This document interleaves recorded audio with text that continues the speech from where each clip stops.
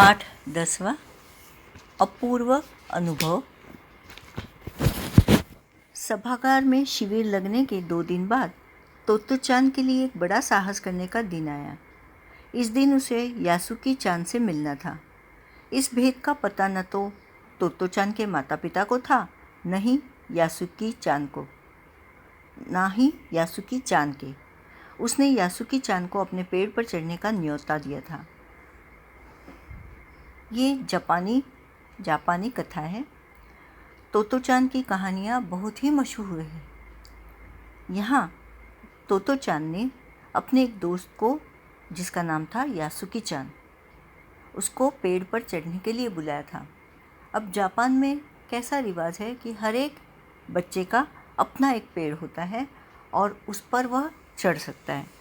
लेकिन इस पाठ में यासुकी-चान जो था लड़का, वह पोलियो का शिकार था, तो उसके लिए पेड़ पर चढ़ना एक अशक्यप्राय बात थी, सपने जैसी बात थी। उसे ये अनुभव मिले, इतना अच्छा, इतना सुखद।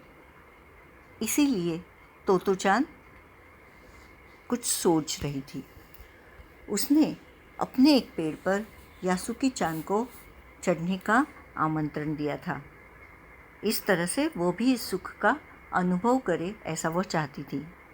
अब क्या है वो बात?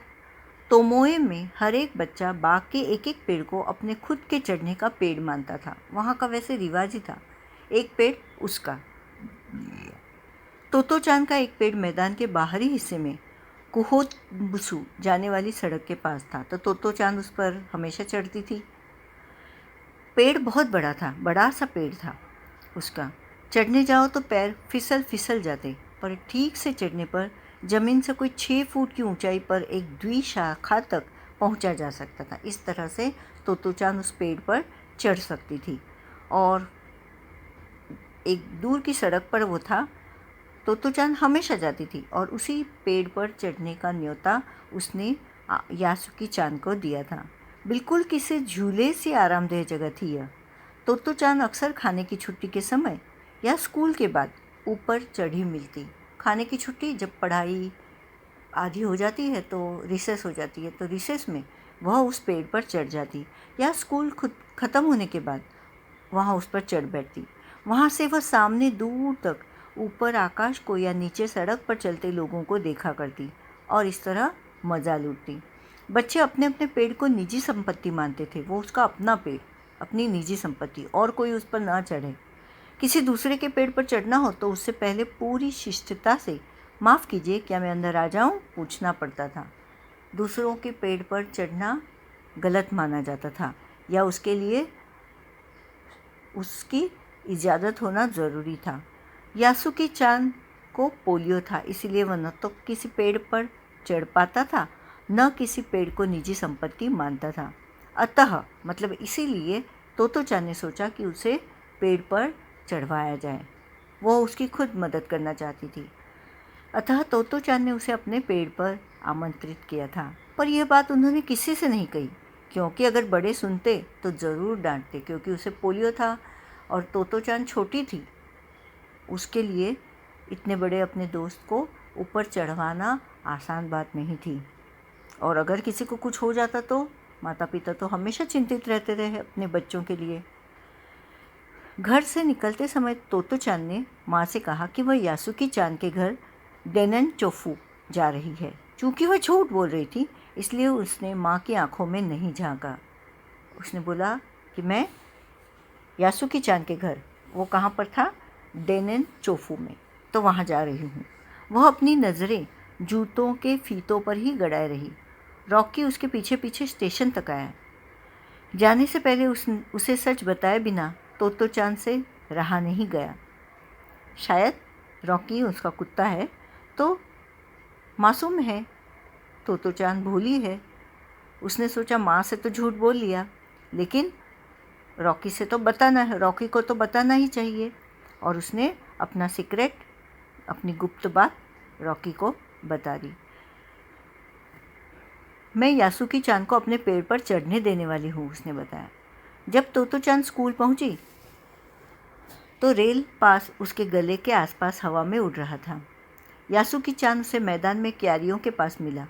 गर्मी की छुट्टियों के कारण सब सूना पड़ा था। गर्मियों की छुट्टियां हो गई थी और उस दिन का उन्होंने उसी दिन प्लान बनाया था कि हमें पेड़ पर चढ़ना है। यासुकी चान उससे कुल जमा 1 ही वर्ष बड़ा था, पर तोतो चान को वह अपने से बहुत बड़ा लगता था। कद काठी के हिसाब से यासुकी चान थोड़ा बड़ा लगता था तो वो 1 ही साल बड़ा। जैसे ही यासुकी चान ने तोतो चान को देखा, वह पैर घसीटता हुआ उसकी ओर बढ़ा। उसके हाथ अपनी चाल को स्थिर करने के लिए दोनों ओर फैले हुए थे। तोतो चान उत्तेजित थी। उसको बहुत खुशी थी उसे कि आज मैं अपने दोस्त को पेड़ पर चढ़ाने वाली हूँ। वे दोनों आज कुछ ऐसा करने वाले थे जिसका भेद किसी को भी पता न था। वह उल्लास में ठिठियाकर हंसने लगी, ठिठियाकर जोर जोर से, ठट्ठा मारकर। यासुकी चान भी हंसने लगा। तोतो चान यासुकी चान को अपने पेड़ की ओर ले गई और उसके बाद वह तुरंत चौकीदार के छप्पर की ओर भागी। क्यों? क्योंकि वहाँ एक सीढ़ी रखी थी जिसकी मदद से वो लोग पेड़ पर यासुकी चान को चढ़ाने वाले थे। और उसके बाद वह तुरंत चौकीदार के छप्पर की ओर भागी, जैसा उसने रात को ही तय कर लिया था।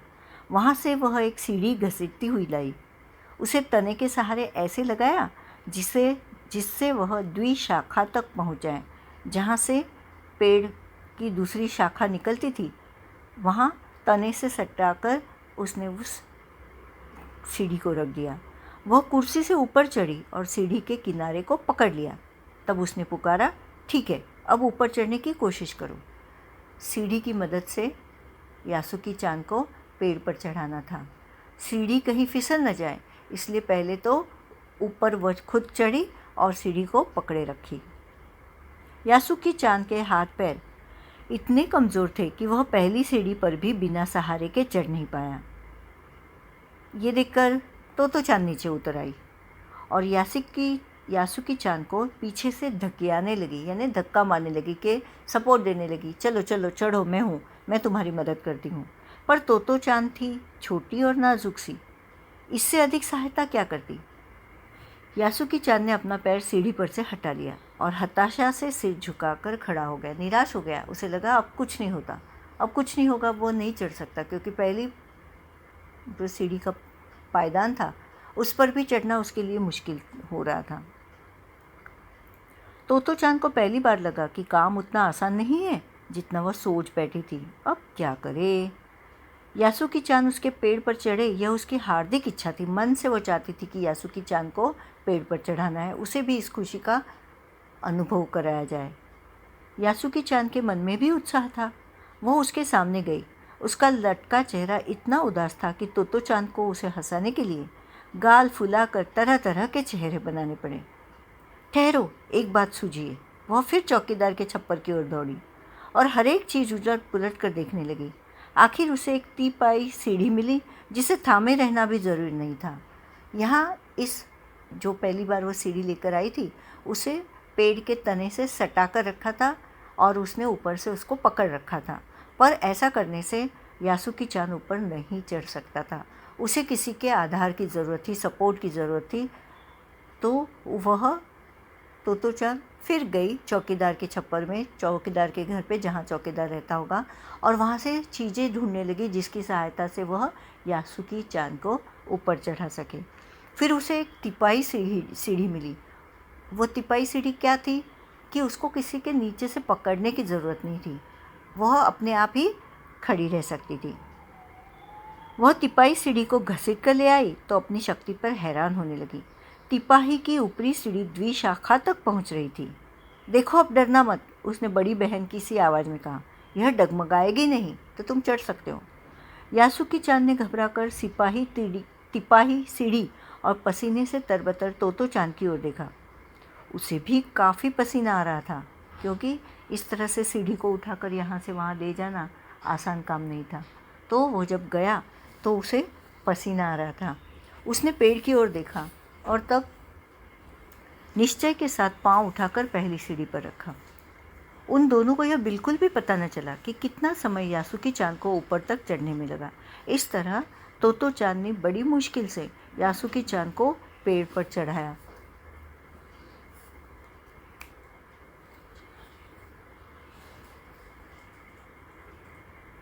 सूरज का ताप उन पर पड़ रहा था, पर दोनों का ध्यान यासुकी-चान के ऊपर तक पहुंचने में रमा था। उनका लक्ष्य था यासुकी-चान को ऊपर चढ़ाना, और पोलियो के होते हुए वह बात आसान नहीं थी।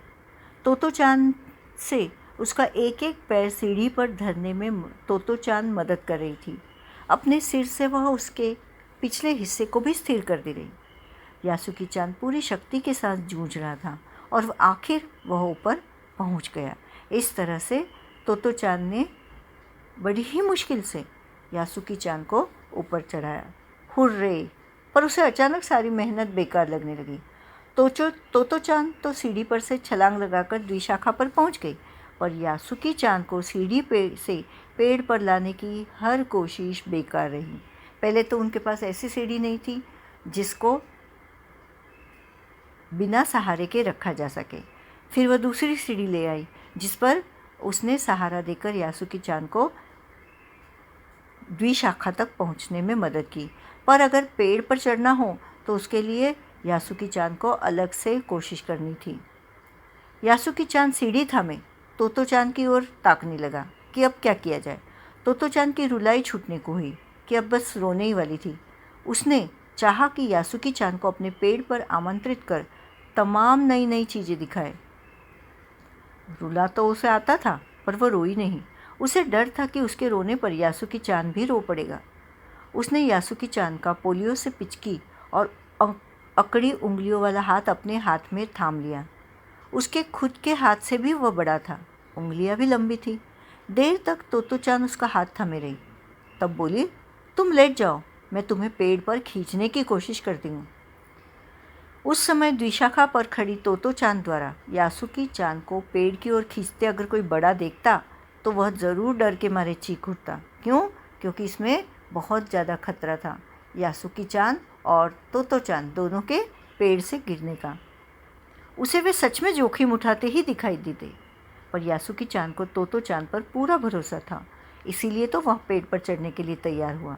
वह खुद भी यासुकी-चान के लिए भारी खतरा उठा रही थी। अपने नन्हे नन्हे हाथों से वह पूरी ताकत से यासुकी-चान को खींचने लगी। बादल का एक बड़ा टुकड़ा बीच बीच में छाया करके उन्हें कड़कती धूप से बचा रहा था।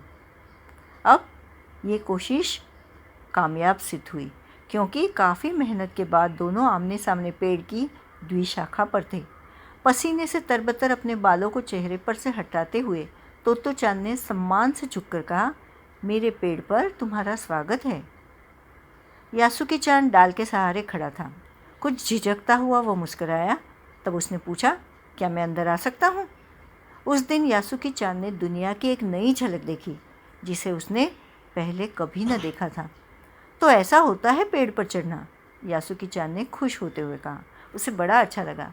इतनी मेहनत, तोतो-चान की मदद, तिपाही सीढ़ी और उसकी अपनी कोशिश, उसके बाद वो पेड़ पर चढ़ने में कामयाब हो गया था। वे बड़ी देर तक पेड़ पर बैठे बैठे इधर उधर की गप्पे लड़ाते रहे। मेरी बहन अमेरिका में है, उसने बताया कि वहाँ एक चीज़ होती है, टेलीविज़न।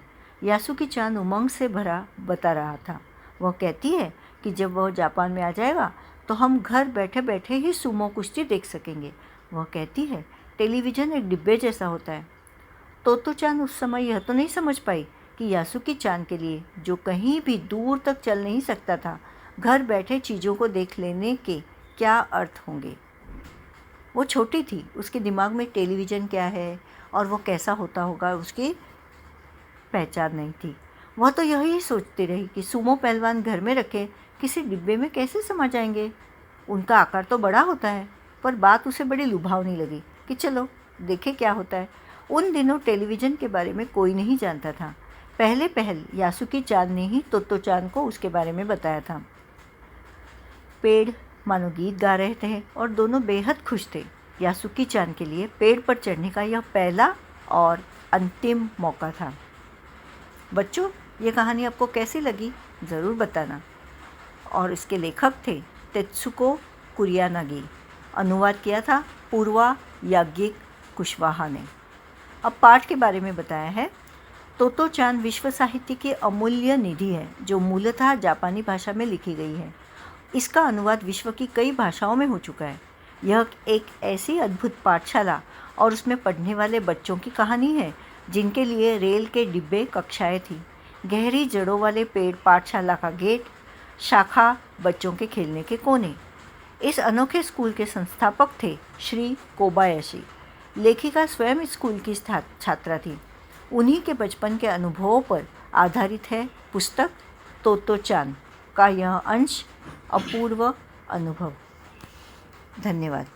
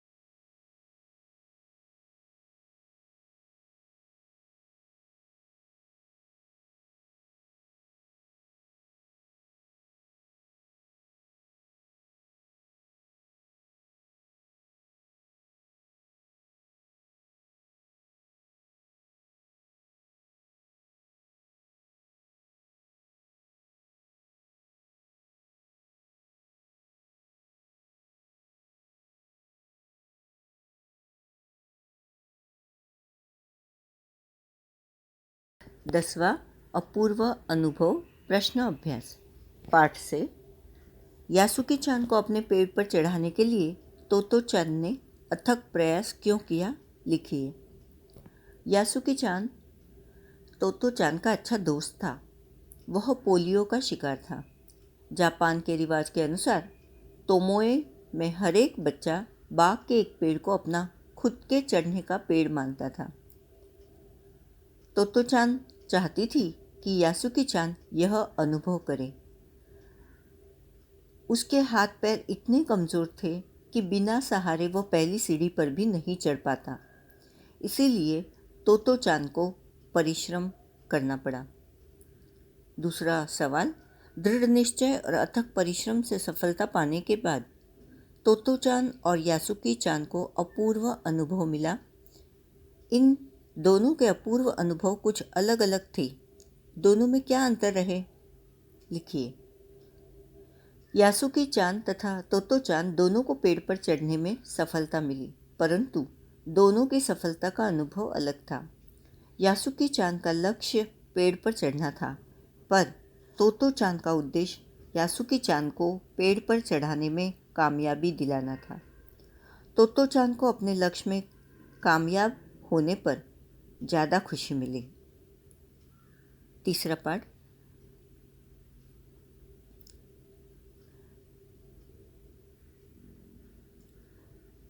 पाठ में खोज कर देखिए कब सूरज का ताप यासुकी चान और तोतो चान पर पड़ रहा था। वे दोनों पसीने से तरबतर हो रहे थे। और कब बादल का एक टुकड़ा उन्हें छाया देकर कड़कती धूप से बचाने लगा था। आपके अनुसार इस प्रकार परिस्थिति के बदलने का कारण क्या हो सकता है? जब यासुकी चान और तोतो चान एक तिपाई सीढ़ी की मदद से पेड़ की द्विशाखा तक पहुंच रहे थे, सूरज का ताप उन पर पड़ रहा था। उन्हें पसीना आ रहा था। जब तोतो चान अपनी पूरी ताकत से यासुकी चान को पेड़ की शाखा पर खींच रही थी, एक बादल का टुकड़ा बीच बीच में छाया कर उन्हें धूप से बचा रहा था। यह मौसम का बदलता रूप था। चौथा सवाल, यासुकी चान के लिए पेड़ पर चढ़ने का यह अंतिम मौका था। इस अधूरे वाक्य को पूरा कीजिए और लिखकर बताइए कि लेखिका ने ऐसा क्यों लिखा होगा। तोतो चान के पाठशाला की छुट्टियां थी। यासुकी चान अपने पोलियो की वजह से पेड़ पर अकेले चढ़ नहीं सकता था। उसके लिए यह पहला और आखिरी मौका था। तोतो चान सबसे झूठ बोलकर उसे पेड़ पर चढ़ने में मदद कर रही थी, लेकिन हमेशा ऐसा होना संभव न था। पाठ से आगे, तोतो चान ने अपनी योजनाओं को बड़ों से इसलिए छिपा लिया कि उसमें जोखिम था। यासुकी चान के गिर जाने की संभावना थी, फिर भी उसके मन में यासुकी चान को पेड़ पर चढ़ाने की दृढ़ इच्छा थी। ऐसी दृढ़ इच्छाएं बुद्धि और कठोर परिश्रम से अवश्य पूरी हो जाती है। आप किस तरह की सफलता के लिए तीव्र इच्छा और बुद्धि का उपयोग कर कठोर परिश्रम करना चाहते हैं? हमें ऐसे कार्य के लिए परिश्रम तथा बुद्धि का प्रयोग करें जिससे दूसरों को खुशी मिले। अपना स्वार्थ तो सभी देखते हैं, निस्वार्थ भाव से किया गया कार्य ज़्यादा खुशी दे जाता है। हम अक्सर बहादुरी के बड़े बड़े कारनामे सुनते रहते हैं, लेकिन अपूर्व अनुभव कहानी एक मामूली बहादुरी और जोखिम की ओर हमारा ध्यान खींचती है। यदि आपको अपने परिसर के आसपास के संसार में कोई रोमांचकारी अनुभव प्राप्त करना हो तो कैसे करें? ये आपको करना है अनुमान और कल्पना।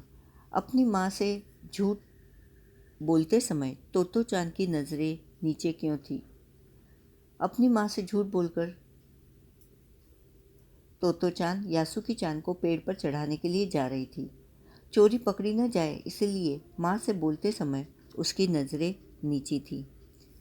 दूसरा सवाल, यासुकी चान जैसे शारीरिक चुनौतियों से गुजरने वाले व्यक्तियों के लिए चढ़ने उतरने की सुविधाएं हर जगह नहीं होती, लेकिन कुछ जगहों पर ऐसी सुविधाएं दिखाई देती है। उन सुविधा वाली जगहों की सूची बनाइए। कई जगहों पर अपंगों के चढ़ने उतरने हेतु लिफ्ट और स्लोप यानी ढलान बनाई जाती है। अंध लोगों को समझे ऐसे ब्रेल लिपि का उपयोग कर नंबर लिखे जाते हैं। यहाँ तक कि कई बार अंधों के लिए साथी दिया जाता है। और ऐसी जगह हो सकती है एयरपोर्ट, मॉल, अस्पताल, ऐसी कई जगहों पर ऐसी सुविधाएं होती है। द्विशाखा शब्द द्वि और शाखा के योग से बना है। द्वि का अर्थ है दो और शाखा का अर्थ है डाल। द्विशाखा पेड़ के तने का वह भाग है जहाँ से दो मोटी मोटी डालियाँ एक साथ निकलती है। द्वि की भांति आप त्रि से बनने वाला शब्द त्रिकोण जानते होंगे। त्रि का अर्थ है तीन। इस प्रकार 4, 5, 6, 7, 8, 9 और 10 संख्यावाची संस्कृत शब्द उपयोग में अक्सर आते हैं। इन संख्यावाची शब्दों की जानकारी प्राप्त कीजिए और देखिए कि क्या इन शब्दों की ध्वनियाँ अंग्रेजी संख्या के नामों से कुछ कुछ मिलती जुलती है। जैसे हिंदी 8, संस्कृत अष्ट, अंग्रेजी 8।